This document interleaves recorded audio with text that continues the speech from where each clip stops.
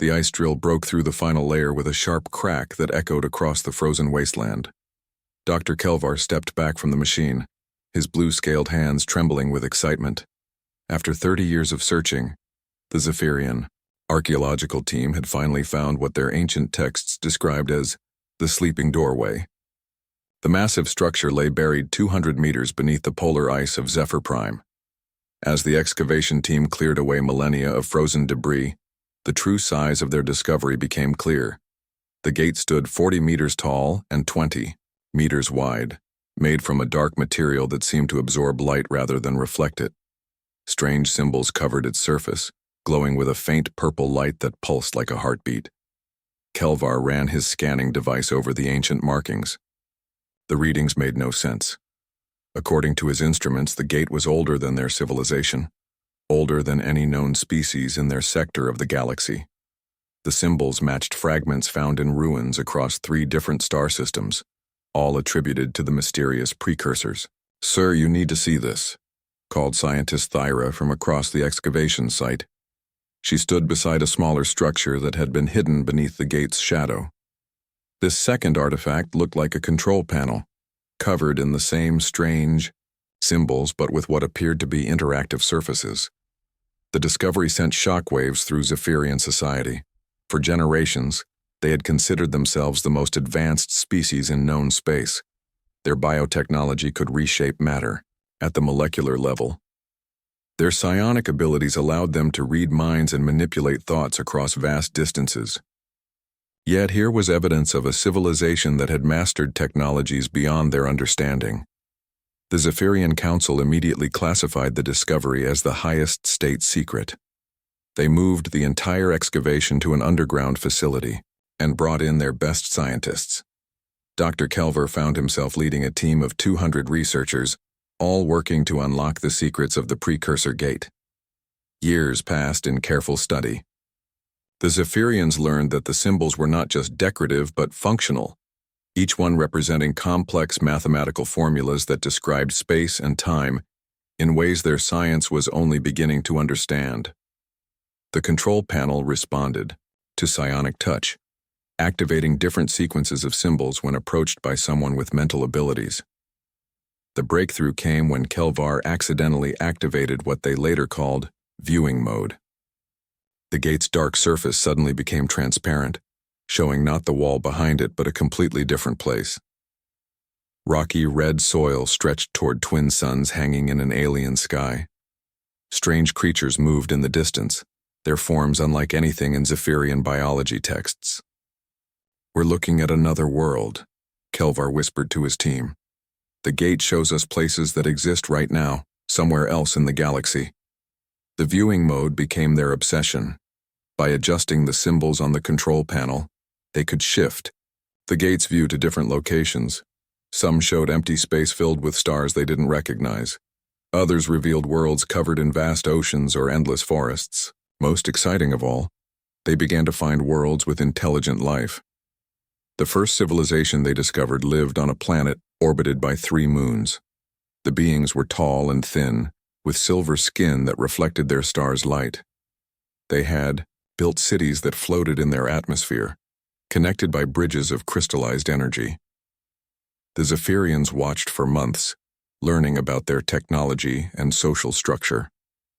Next came a world where the dominant species lived underground, in vast tunnel networks. These creatures had no eyes but possessed incredible hearing, communicating through complex sound patterns that their technology translated into visual displays. Their society was based on sound harmony, and conflicts were resolved through musical competitions. World after world revealed itself through the gate's viewing mode. The Zephyrians cataloged 47 different intelligent species across dozens of star systems. Most were at primitive technological levels compared to Zephyrian standards. Some had only discovered fire recently. Others had developed basic tools but nothing approaching space travel. Dr. Kelvar presented his findings to the Zephyrian Council after 5 years of observation. The Great Hall fell silent as he explained what they had learned. The gate was not just a viewing device but a transportation system. The precursors had built a network connecting distant worlds, allowing instant travel across impossible distances.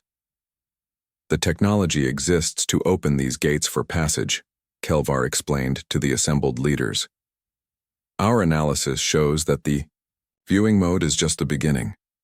With sufficient energy and the correct symbol sequences, we can step through to any of these worlds. High Counselor Zethak leaned forward in his crystalline throne. His ancient face showed the wisdom of someone who had guided their people for over 2 centuries. What of the current inhabitants of these worlds? Surely they would resist our arrival. Kelvar's response carried the confidence of someone who had studied the data thoroughly. Most barely understand the concept of space travel. Their weapons are primitive projectile devices or simple energy tools. Our biotechnology and psionic abilities would make us appear as gods to them. Resistance would be minimal and brief. The council spent months debating the implications. Some argued for cautious contact and peaceful exchange with these civilizations. Others saw an opportunity that their species could not ignore. The galaxy contained dozens of worlds filled with resources and potential subjects. The precursor, Gate Network, offered them the chance to build an empire spanning multiple star systems. The debate ended when long-range sensors detected ships approaching Zephyr Prime from outside their solar system. An unknown fleet had somehow located their homeworld and was heading directly toward them. The ships used technology that Zephyrian science couldn't identify, suggesting another advanced civilization existed somewhere in the galaxy. High Counselor Zethak made the decision that would change everything. We cannot afford to remain isolated while unknown forces move through space. The Gate Network represents both opportunity and necessity. We must establish control over these worlds before others discover them. The Zephyrian war machine began, preparing for expansion across the stars.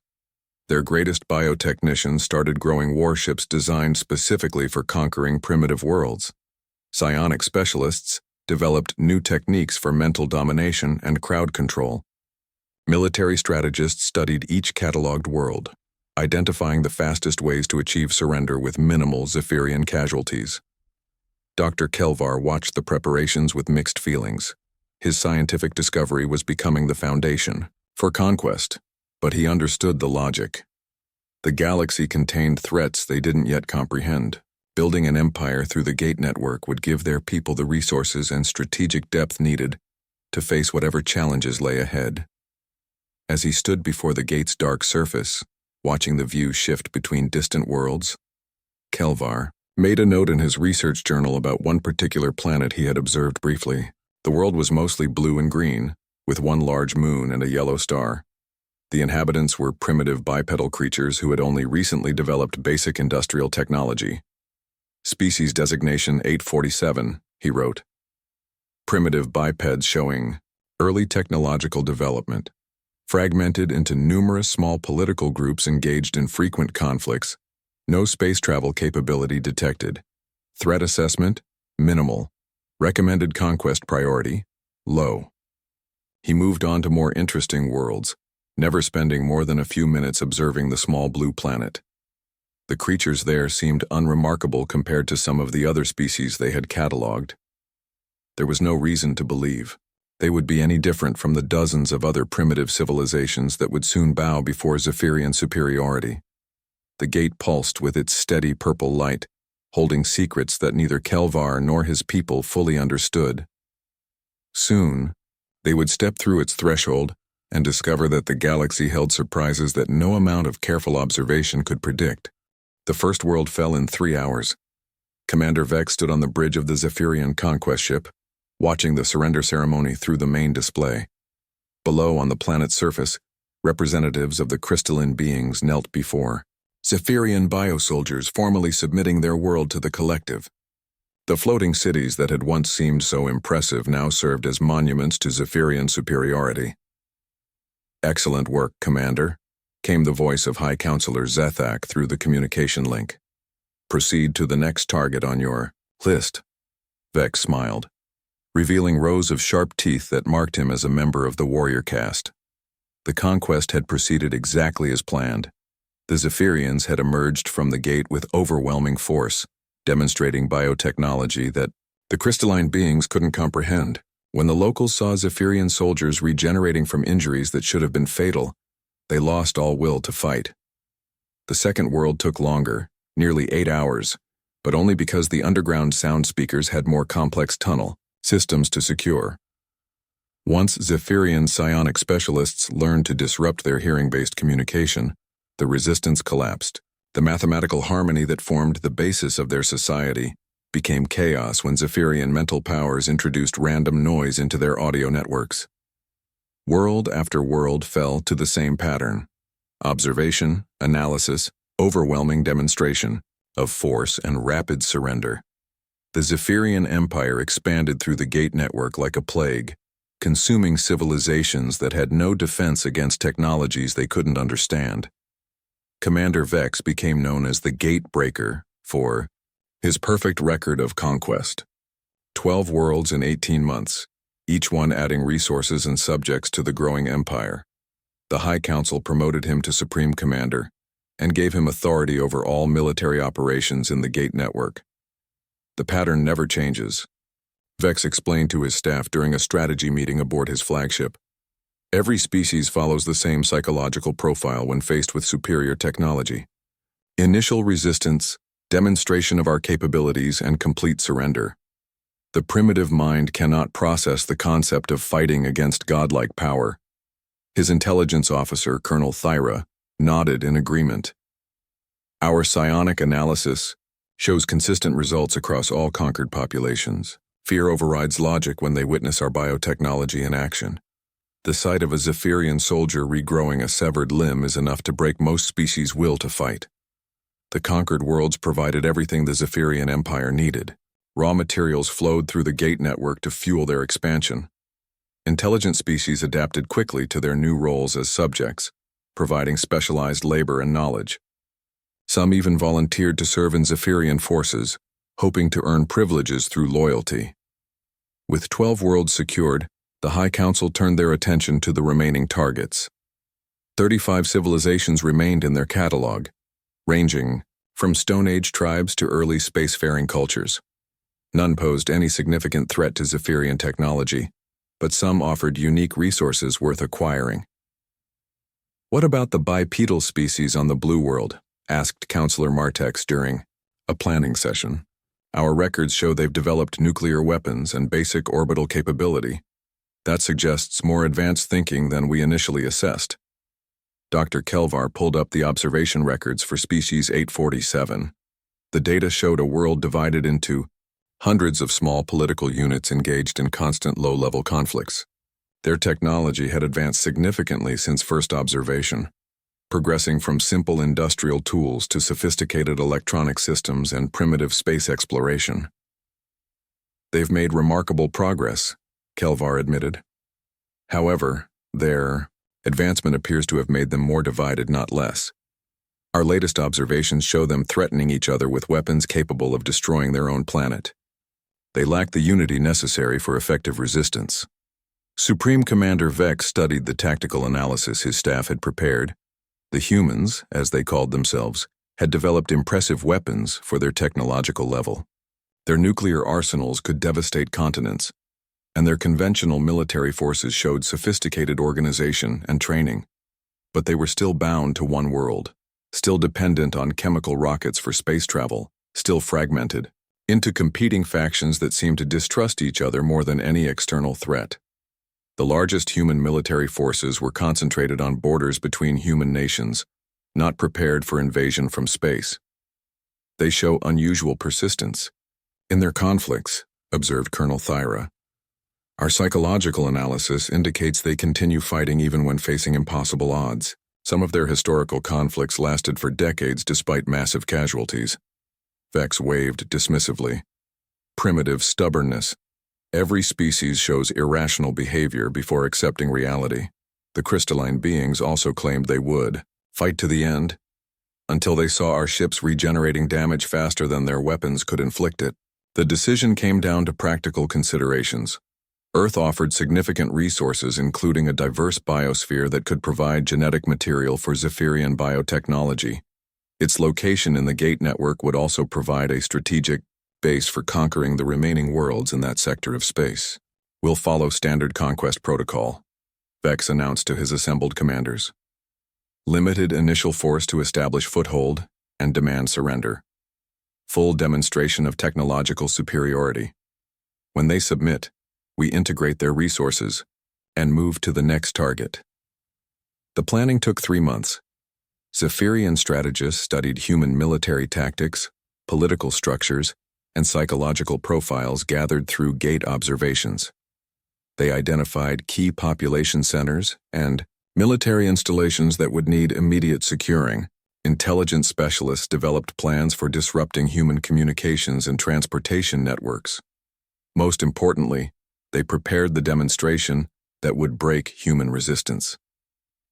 A bioship designed specifically for psychological impact, its living hull capable of healing damage instantly and growing new weapons in response to threats, soldiers whose bodies could adapt to any environment and regenerate from injuries that would kill lesser species.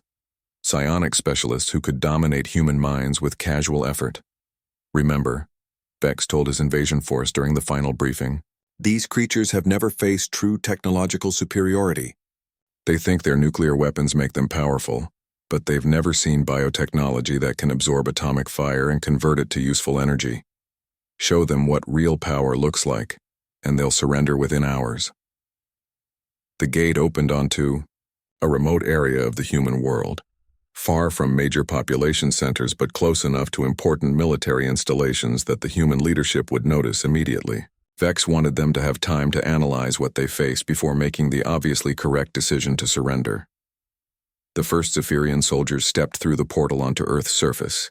Their biosuits automatically adapted to the planet's atmosphere and gravity. Sensors fed information about local conditions directly into their nervous systems. Everything proceeded according to plan. Then the humans started shooting. The attack came from multiple directions simultaneously, using weapons that shouldn't have been in position to respond so quickly. Human soldiers emerged from concealment, wearing crude but effective camouflage, firing projectile weapons with remarkable accuracy. The first volley struck 3 Zephyrian biosoldiers before they could activate their defensive systems. Command, we're under immediate attack, reported. Squad leader Kex through his biocommunication system. Humans are engaging without attempting communication or showing any sign of fear response. Vex watched the situation unfold through his soldiers' shared sensory link. The humans had somehow detected the gate opening and positioned forces to respond instantly. More concerning, they showed no hesitation when facing obviously superior technology. Zephyrian energy shields deflected their projectile weapons, but the humans immediately adapted their tactics. Instead of retreating in fear, they spread out and began testing different approaches. Some tried explosive devices. Others attempted to flank the Zephyrian position. A few started calling coordinates into communication devices, apparently summoning additional forces. Sir, reported Colonel Thyra from the intelligence station, we're intercepting massive increases in human military communications. They're mobilizing forces across their entire planet. This doesn't match any predicted response pattern. Vex felt the first hint of concern. Every other species had reacted to Zephyrian arrival with confusion, then fear, then desperate attempts at negotiation. The humans had skipped directly to coordinated military response as if they had been planning for exactly this scenario. Deploy the fear demonstration, he ordered. Show them what our biotechnology can do. The bio-soldiers activated their most impressive defensive capabilities. Their living armor flowed like liquid metal, healing damage instantly. When human projectiles penetrated their shields, the wounds closed within seconds. One soldier deliberately allowed himself to be shot, then demonstrated how his body absorbed the bullet and used its metal content to strengthen his armor. 6 hours after first contact, Supreme Commander Vex stared at casualty reports that made no sense. His reinforcement battalion had taken 40% losses in what should have been a simple mop-up operation. The humans weren't just fighting back anymore. They were winning. Sir, the situation on the ground has changed dramatically, reported Major Korth from the planetary command post. His voice carried strain that Vex had never heard from one of his officers. The humans have somehow modified their explosive devices to disrupt our biosuit healing functions. When our soldiers take damage now, it stays damaged.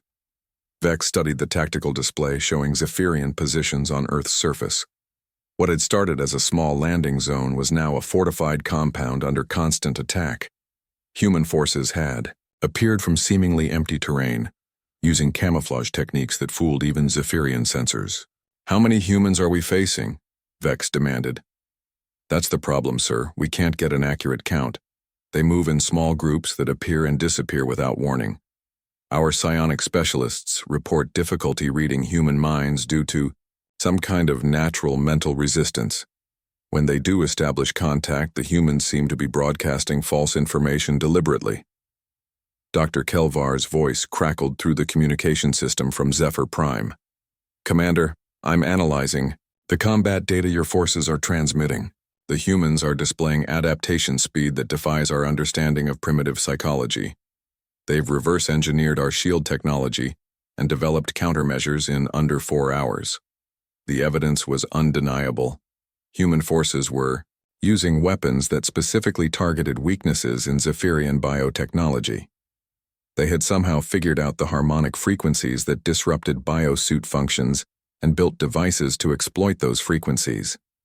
Worse, they seemed to be sharing this information across their entire military structure with impossible speed. "Sir, incoming priority communication from the human military leadership," announced the communications officer. Vex straightened in his command chair. Finally, the surrender he had been expecting. "Put them through." The image that appeared on his display showed a human wearing primitive cloth and metal armor, covered in strange symbols. The creature's face was marked with scars that spoke of extensive combat experience. When it spoke, its voice carried no trace of fear or submission. "Unknown invaders, this is General Sarah Martinez of the United Earth Defense Command. You have committed acts of war against the sovereign territory of Earth. You have one opportunity to withdraw your forces and return to wherever you came from. If you refuse, we will destroy every one of your soldiers and track down your homeworld for retaliation." Vex felt his jaw drop in amazement. "You cannot be serious. You've seen our technology. Your weapons are primitive compared to our capabilities. Surrender now and your species will be treated with the mercy appropriate to subjects of the Zephyrian Empire." The human general's expression didn't change. "We've analyzed your capabilities over the past 6 hours. Your technology is impressive, but not beyond our ability to counter. We've already developed effective weapons against your soldiers and equipment. Continue this attack and we'll demonstrate exactly how effective they are." "Demonstrate?" Vex laughed, a sound like grinding metal. "Very well. Show me what your primitive species considers a demonstration of power." The communication ended. Within minutes, Vex understood exactly what the human had meant. The attack came from 12 different directions simultaneously. Human aircraft appeared, on sensors just long enough to launch missiles that had been specifically designed to penetrate Zephyrian shields. The explosives they carried weren't just conventional warheads, but complex devices that released targeted electromagnetic pulses designed to shut down biosuit systems. Ground forces followed the airstrike with weapons that Vex's intelligence officers swore hadn't existed in human arsenals that morning. Projectile weapons firing rounds that released clouds of metallic particles that interfered with Zephyrian biotechnology. Chemical weapons that targeted the specific biological processes that powered Zephyrian equipment. "How are they doing this?" Vex shouted over the sound of alarms throughout his command ship. "Where did they get this technology?" Major Korth's response came through heavy static as his position took direct fire. "Sir, intelligence indicates they're modifying existing industrial equipment for military use. They've turned mining explosives into anti-biosuit weapons. Manufacturing facilities are producing new ammunition designs in real time. Their entire industrial base has shifted to military production in less than 8 hours." The tactical display showed human forces advancing on Zephyrian positions with equipment that made no logical sense. Mining vehicles modified with armor and weapons. Construction machines adapted for combat engineering. Even civilian aircraft converted into attack platforms.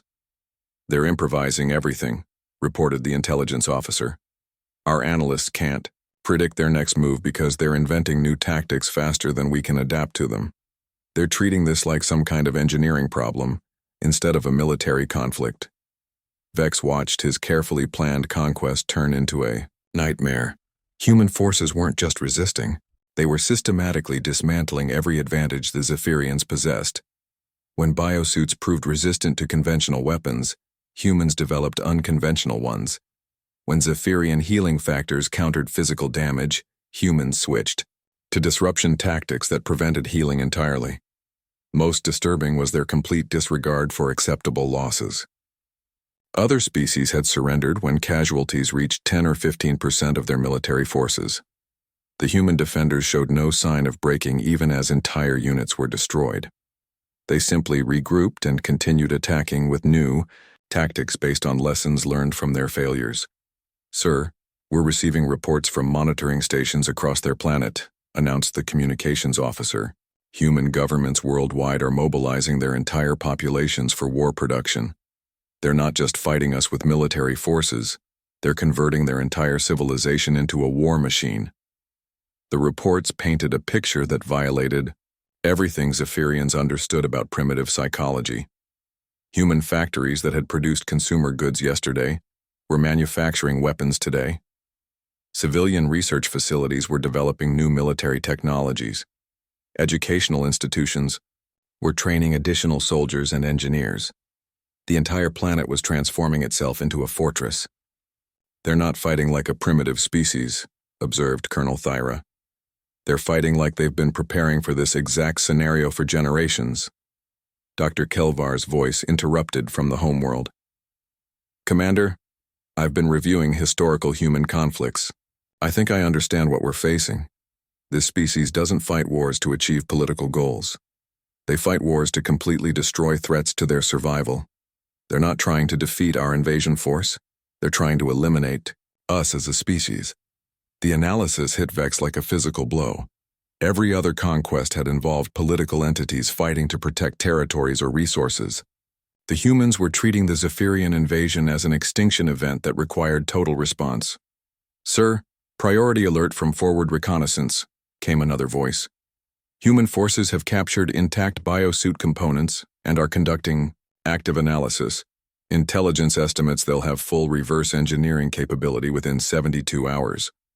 Vex stared at the tactical display showing his forces being steadily pushed back by an enemy that should have surrendered within hours of first contact. Human resistance wasn't weakening.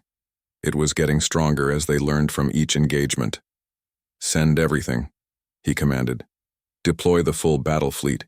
If these primitives want to see superior firepower, we'll show them what happens when they challenge the Zephyrian Empire." "Sir," reported the fleet commander, "human sensors have detected our reinforcement ships approaching through the gate. They're already repositioning forces to counter orbital bombardment. They somehow anticipated our next move." The humans weren't just adapting to Zephyrian tactics. They were predicting them. Somehow this primitive species was thinking several steps ahead of military strategists trained in the conquest of entire civilizations. Vex realized he was no longer conducting a conquest. He was fighting for the survival of his own forces against an enemy that treated impossible odds as just another engineering challenge. The humans had turned first contact into the opening battle of a war they intended to win. On Earth's surface, human forces were already preparing for the next phase of the conflict. They had studied Zephyrian technology, learned its weaknesses, and begun developing countermeasures that would make the next battle even more costly for the invaders. General Martinez stood in her command center, watching reports flow in from across the planet. Manufacturing facilities were exceeding production targets.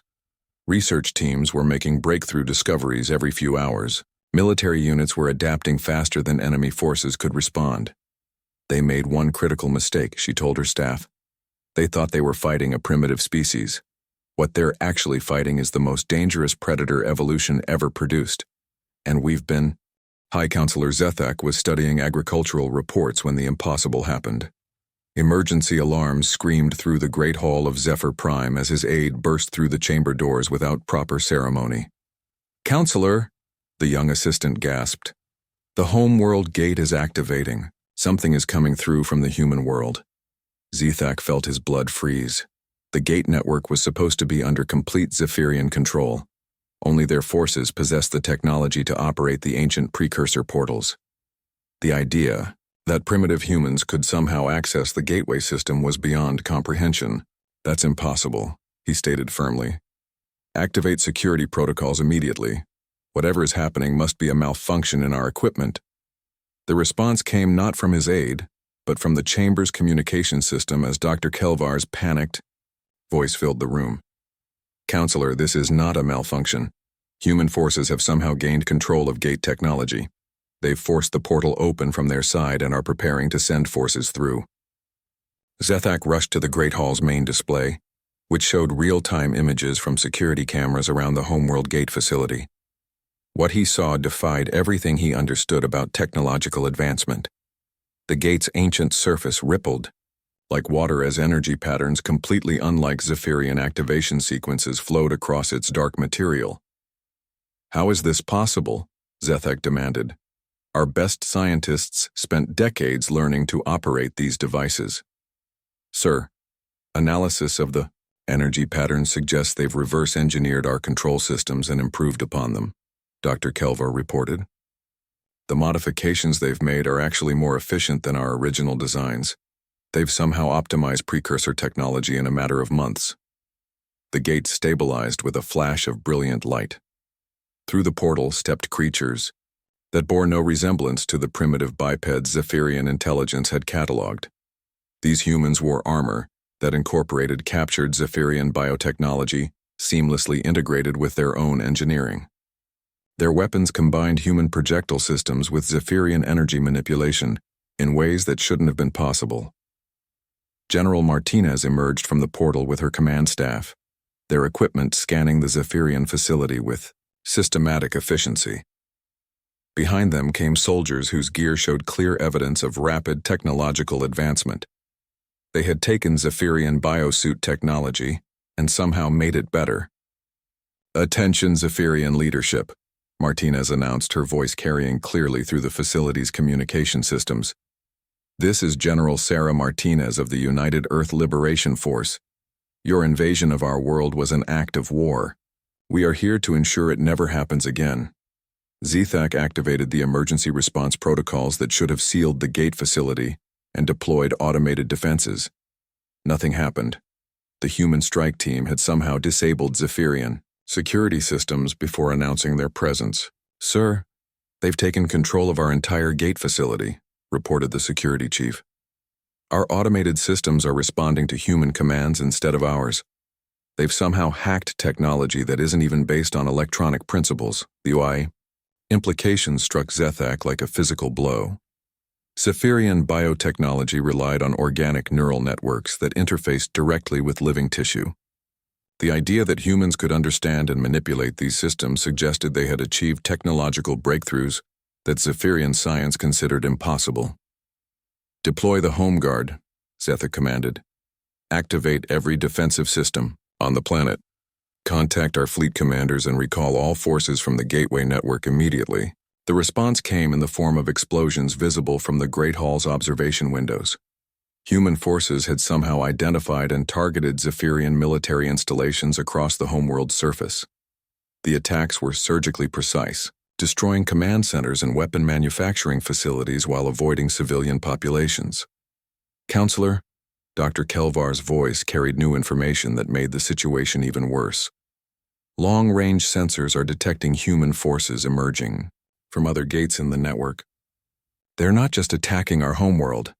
They're systematically targeting our infrastructure across multiple star systems. The tactical display showed the scope of human operations. Strike teams were emerging from gates throughout Zephyrian space, each one equipped with technology that combined human innovation with captured Zephyrian systems.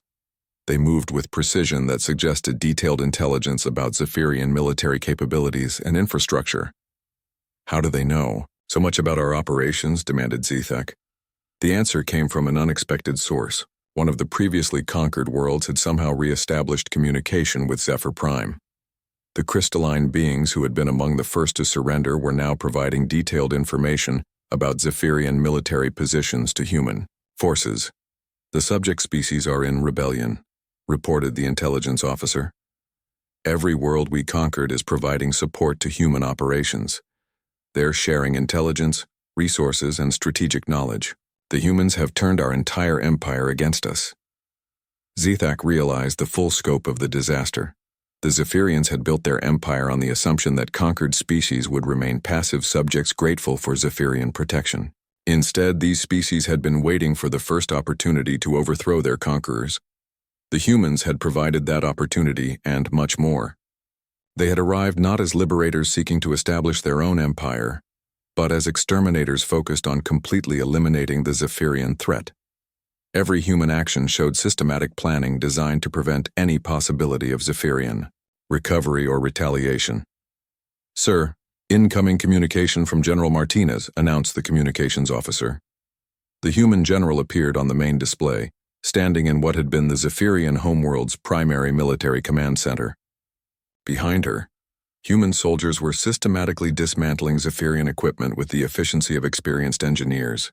"Counselor Zethak," Martinez began, "your forces invaded our world under the assumption that technological superiority guaranteed victory. You were wrong. We've analyzed your technology, improved upon it, and integrated it with our own capabilities. The result is a force capable of defeating you on every front." Zethak struggled to maintain his composure. "What do you want? Terms for negotiation? Territorial concessions? Tribute payments?" Martinez's expression didn't change. "We want to ensure that your species never again poses a threat to any world in this galaxy. Your empire is being systematically dismantled. Your military forces are being destroyed. Your technology is being captured and analyzed to prevent future aggression. You cannot destroy an entire civilization," Zethak protested. "The other species in the galaxy will unite against such barbarism." "The other species are already united," Martinez replied. "They're united with us against you. Every world you conquered has provided intelligence and support for our operations. They remember what Zephyrian mercy looked like." The tactical display confirmed her words. Human forces were receiving active assistance from every species the Zephyrians had conquered. Former subjects were providing detailed information about Zephyrian weaknesses, helping human engineers improve their technology, and even participating directly in combat operations. "You've lost the support of your own empire," Martinez continued. "Your conquests weren't based on mutual benefit but on fear and domination. When a stronger force appeared, that fear transferred to us and that domination ended." Zethak watched helplessly as reports flooded in from across Zephyrian space. Military bases destroyed, command ships captured or eliminated, research facilities seized by human forces who seemed to understand Zephyrian technology better than the Zephyrians themselves. "Sir, the fleet commanders are requesting permission to retreat to the outer systems and regroup," reported the military coordinator. "Granted," Zethak replied. "Order all forces to fall back to defensive positions. We'll rebuild our strength and plan a counterattack." Martinez's voice cut through his planning. "There won't be any regrouping, Counselor. We've identified every Zephyrian installation in known space. Our forces are already moving to secure or destroy them. Your species developed impressive technology, but you never learned the most important lesson about warfare, which is, never attack an enemy unless you're prepared to face the consequences of losing." The communication ended as explosions rocked the Great Hall. Human forces had reached the government district and were systematically securing every important facility on Zephyr Prime. The conquest that had taken Zephyrians months to plan was being reversed in a matter of hours. Dr. Kelvar's final report came through the emergency communication system as human soldiers secured the research facility where the gate technology had first been discovered. "Counselor, the humans have captured all our research data on the precursor gates. They now possess complete technical specifications for the entire network." Zethak realized the full scope of what the humans had accomplished. They hadn't just defeated the Zephyrian invasion force. They had captured the technology that would allow them to expand throughout. 2 years after the Great Gate War ended, Admiral Sarah Martinez stood in the central command hub of what had once been the Zephyrian homeworld. The massive facility now served as headquarters for the Free Gateway Alliance, coordinating activities across 47 star systems that had been liberated from Zephyrian control. The transformation was remarkable. Where Zephyrian biotechnology had once grown twisted structures designed for domination and control, human engineers had built clean facilities focused on cooperation and mutual benefit. The ancient precursor gates, once symbols of conquest, now served as highways for peaceful trade and cultural exchange. "Admiral, the quarterly alliance meeting is ready to begin," announced Commander Chen, Martinez's aide. Through the facility's great windows, she could see representatives from dozens of species arriving through various gates, each delegation bringing reports from their homeworlds. The alliance that had emerged from the war bore no resemblance to the Zephyrian Empire it had replaced. Rather than demanding tribute and submission, the humans had offered something unprecedented in galactic history: genuine partnership between equals. Each member world maintained complete sovereignty while contributing to collective defense and shared prosperity. Martinez entered the Great Assembly Hall, where representatives of 47 worlds gathered in a circular arrangement that emphasized equality rather than hierarchy. The crystalline beings whose floating cities had been the first to fall to Zephyrian conquest now served as the Alliance's primary coordinators, their natural harmony-seeking nature making them excellent diplomats. "The Alliance continues to grow, stronger," reported Ambassador Thylex of the Crystal Cities. 3 more worlds have requested membership this quarter, bringing our total to 50 potential member systems. All have been thoroughly evaluated and found compatible with Alliance principles. The membership process reflected hard lessons learned from Zephyrian expansion. New worlds weren't conquered or absorbed, but carefully evaluated for their commitment to peaceful cooperation and mutual respect. Species that showed aggressive tendencies toward their neighbors were offered trade relationships and cultural exchange, but not full membership, until they demonstrated genuine change. "What's the status of the former Zephyrian population?" asked Representative Corville of the Underground Sound Speakers. The question addressed one of the Alliance's most challenging decisions. After the war ended, the surviving Zephyrian population had been scattered across refugee camps on neutral worlds. Unlike their former empire's approach to conquered peoples, the Alliance had offered the Zephyrians opportunities for redemption and integration. Approximately 60% of former Zephyrian citizens have successfully integrated into Alliance communities, reported Dr. Sarah Kim, who had taken over humanitarian efforts. They've proven valuable contributors, particularly in biotechnology, research and cultural studies. The remaining 40% continue to struggle with adapting to egalitarian society. The integration process hadn't been easy. Many Zephyrians had spent their entire lives believing in their species' natural superiority. Accepting equality with species they had once ruled required fundamental psychological changes that some individuals couldn't make. "The research colonies are showing promising results," Dr. Kim continued. "Former Zephyrian scientists working alongside Alliance researchers have made significant advances in biotechnology applications for medical treatment and environmental restoration. Their expertise, combined with Alliance ethical oversight, has produced remarkable innovations." Martinez nodded approvingly. The decision to preserve Zephyrian scientific knowledge while preventing its military applications had been controversial, but ultimately beneficial. Zephyrian biotechnology, when directed toward healing rather than conquest, offered solutions to medical problems that had plagued multiple species for generations. "Admiral, there's also the matter of the deep space monitoring stations," added Commander Torres from the Military Coordination Office. "Long-range sensors have detected several unidentified ship formations beyond the explored regions of the galaxy. They're maintaining their distance, but their technology signatures don't match any known species." The discovery represented both opportunity and potential threat. The galaxy was larger than anyone had imagined, with civilizations beyond the reach of the Gate network. Some showed clear signs of advanced technology that might rival or exceed Alliance capabilities. "Have they responded to our communication attempts?" Martinez asked. "Negative. They appear to be observing rather than engaging. Intelligence analysis suggests they're waiting to see how our civilization develops before making contact decisions." Martinez understood their caution. The rapid transformation of galactic politics following the Zephyrian collapse had created unprecedented changes that outside observers would want to study carefully before committing to interaction. The Alliance had learned to approach such situations with patience rather than aggression. Unlike the Zephyrian pattern of immediate conquest, human leadership preferred to demonstrate peaceful intentions through actions rather than force contact through military pressure. Continue monitoring and maintain defensive readiness, Martinez decided. If they want to observe, we'll give them something worth observing. Focus on expanding our peaceful development programs and continue demonstrating that the Alliance represents cooperation rather than conquest. Ambassador Thylek spoke up from the crystalline delegation.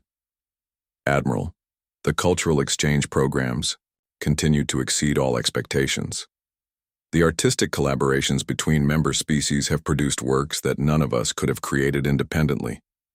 The synthesis of different perspectives and capabilities is generating innovations we never imagined possible.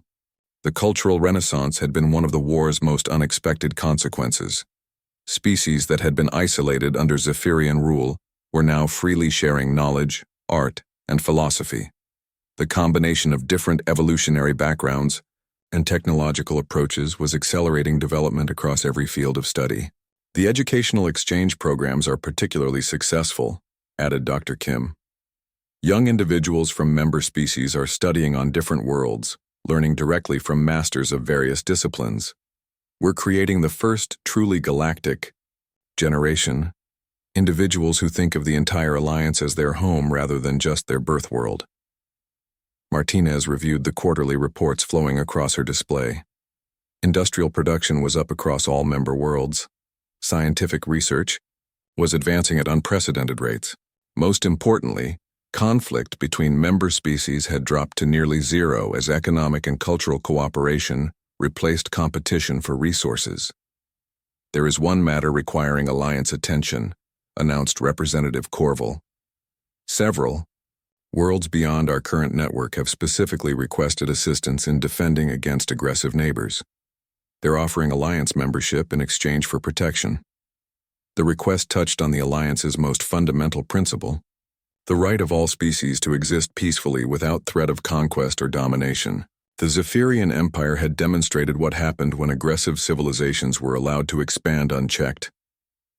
What's the nature of these threats? Martinez asked. 3 different aggressive species in distant sectors, Torres reported. Intelligence suggests they're following patterns similar to early Zephyrian expansion.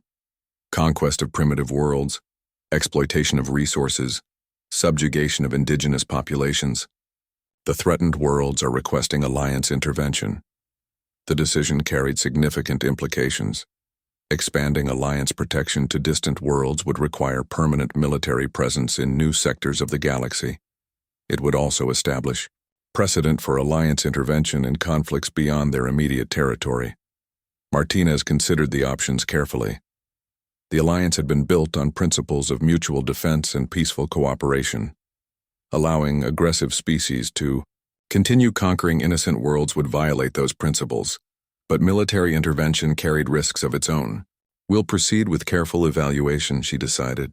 Send diplomatic missions to assess the situations firsthand. If Alliance intervention is warranted, we'll act, but only after ensuring we understand all aspects of these conflicts.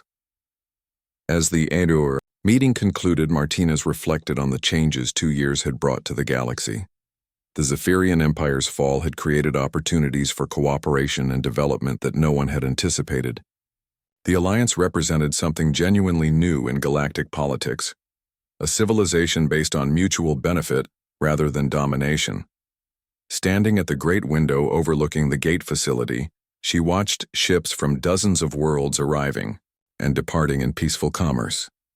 The ancient precursor gates, once tools of conquest, now served their original purpose as bridges between civilizations seeking to learn from each other. Commander Chen approached with the final report of the day. Admiral, the deep space observation posts are requesting guidance on contact protocols. If those unknown civilizations decide to make formal contact, how should we respond? Martinez smiled at the question. 6 months ago, she had been planning the defense of a single world,